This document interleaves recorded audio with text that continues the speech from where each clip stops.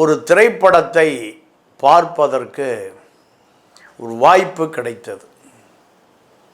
அந்த திரைப்படம் பனை என்கின்ற பெயரில் கதை, திரைக்கதை, வசனம், இயக்கம், தயாரிப்பு என்று அத்தனை முயற்சிகளிலும் அவர் தன்னை முழுமையாக ஒரு திரைப்பட கதாநாயகனைப் போல, இயக்குனரைப் போல, தயாரிப்பாளரைப் போல மணிவண்ணனுடைய சாயலில் இந்த படத்தை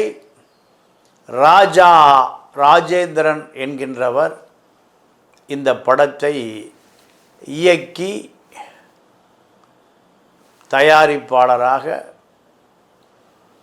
கதை வசனகர்த்தாவாக தன்னை இந்த திரைப்பட உலகத்திற்கு அர்ப்பணித்திருக்கிறார்.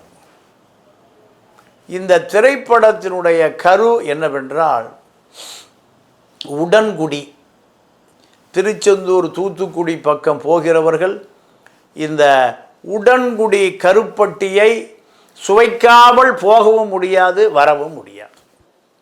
இப்படி உடன்குடி கருப்பட்டி என்று உலக முழுக்க ஒரு புகழ்வாய்ந்த இந்த சில்லு கருப்பட்டி ஒரு குடிசை தொழிலாக, பனையேரிகளுடைய குலத்தொழிலாக இருந்த இந்த தொழில் இப்பொழுது கார்ப்பரேட் நிறுவனங்களுடைய கையில் இது அகப்பட்டு கொண்டு பனையேரிகள், இந்த சமூகத்தில் கடினமான வேலை செய்கிறவர்கள்,